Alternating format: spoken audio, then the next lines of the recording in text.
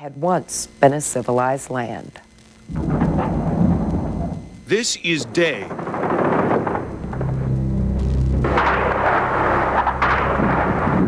And this is night in what was once Yugoslavia. The fighting, the suffering, and the dying have become routine. These Sarajevo residents were waiting in line for bread when they were suddenly hit by mortar fire. The images were some of the first and most shocking from the Civil War, but they would become commonplace as the year and the war dragged on. This was the world's first glimpse inside Serbian detention camps. Can you tell us anything about the conditions that you were being kept in and the treatment of the people you were with? Well, that was a hard time, what can you say?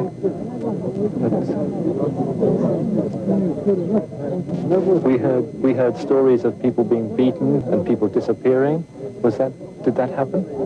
Well, I can't say much about that. It was difficult to tell what was really happening in the camps, but the world shuddered at the possibility of Nazi-style atrocities and rumors of a bloody purge of ethnic minorities. If what we read is true, then these are crimes against humanity. And when such crimes are being committed, we cannot stand by. The UN began an investigation, but it was impossible to find out who had authority over the camps. The UN focused its efforts on bringing relief in the form of food and medicine. That met with limited success and at times seemed impossible. Half of the aid that came in earlier today, you might say, is trapped at the airport because obviously it's impractical to send soft-skin trucks over there to pick it up and bring it through. I think it's a real shame that both sides are engaging in fighting very, very close to the airport. UN peacekeepers, the name taking on particular irony in Bosnia, continuously spilled their blood. The Blue Helmets tried to keep the lifeline of supplies flowing from the airport, but any venturing beyond the confines of the airport was a hazardous undertaking. And those who covered the violence were not safe either. CNN camerawoman Margaret Moth, who was seriously wounded, and ABC producer David Kaplan, who was killed, were among the journalists who became casualties. Back in New York, the world body imposed sanctions on Serbia. The action led to gas lines in Belgrade, but goods, including arms, still got through. They were simply shipped up the Danube instead of from the sea. Throughout the world, there was talk of using force to end the fighting. We just can't stand idly by and watch these people being shot, maimed, driven from their homes, put into concentration camps. But no sitting government was willing to risk sending its sons and daughters to the killing fields of the Balkans.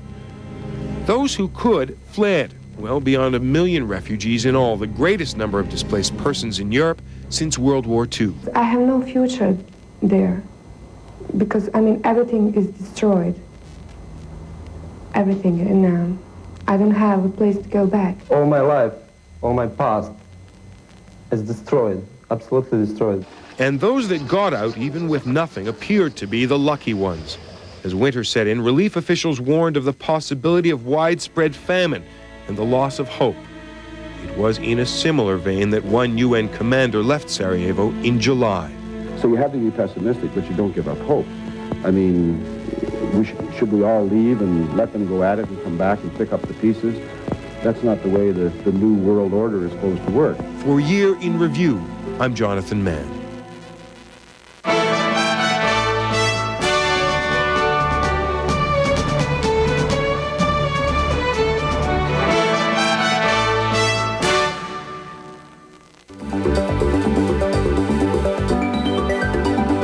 I'm Judy Fortin. Here's a look at some of the events of 1992, month by month.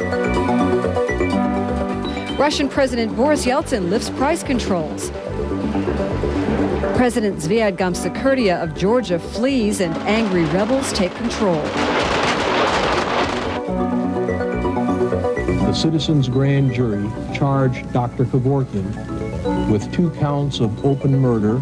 Ireland is in an uproar over a travel ban on a 14-year-old rape victim seeking an abortion in Britain.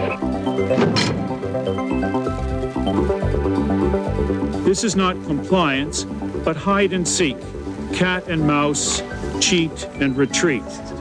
South African whites vote to end minority rule through negotiations with blacks. Today, we have closed the book on apartheid. The House bank scandal cracks wide open and members scramble for cover. The UN imposes anti-terrorism sanctions on Libya, and Libyans attack Western embassies. The manufacturers have not shown these devices to be safe. Muslim rebels march into Kabul, ending 14 years of Soviet puppet regimes. Okay, wait. Let's do it. Got it.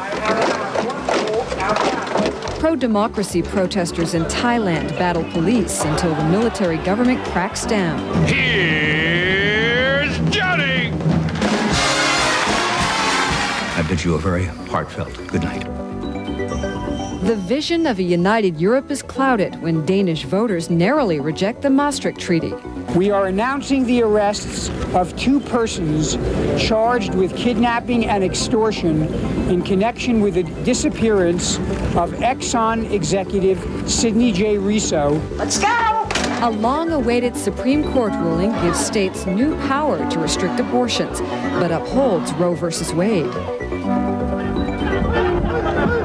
We're leaving here now for security reasons. Prominent Democrat Clark Clifford is indicted in the BCCI scandal. Young neo-Nazis riot in Rostock, Germany.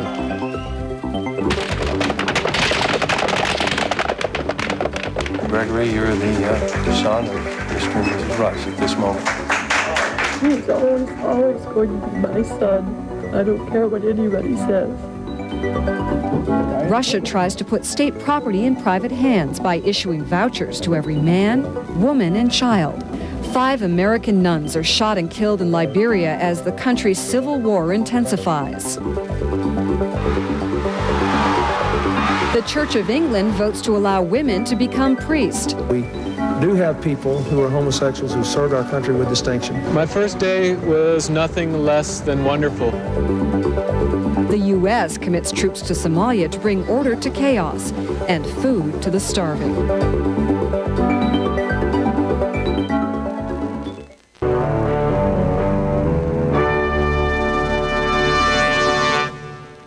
Magic Johnson said he didn't want to play basketball if there wasn't any fun.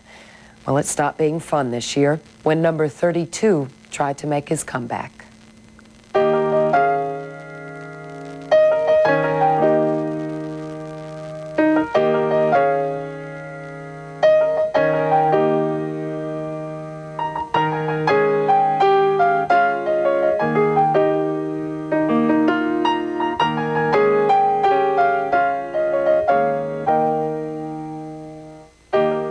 I love this game. I don't want to be, Larry Bird and myself brought this game to where it is. I don't want to be the guy who now puts a black mark on it, So I just say, hey, it's time for me to go. For Earvin Magic Johnson, that time came and went and came again. Because of the HIV virus that I have attained, I will have to retire from the Lakers today. But it was impossible to leave the court behind.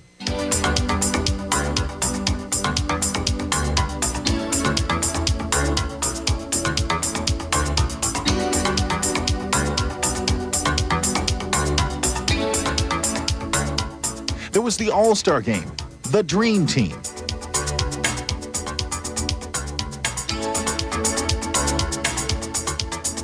And after the gold medal, everyone knew that he would return. So, since my wife has decided to let me play, I'm coming back to the Lakers, and I'm playing again.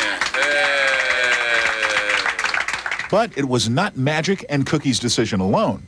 Several NBA players expressed concern about playing with Magic, and Karl Malone said he spoke for them. I couldn't play up to my capability knowing if a situation came down between me and him or between me and another player that had the virus. And when Magic cut himself in one exhibition game, that must have made things worse. I knew it was going to be tough because, you know, we kept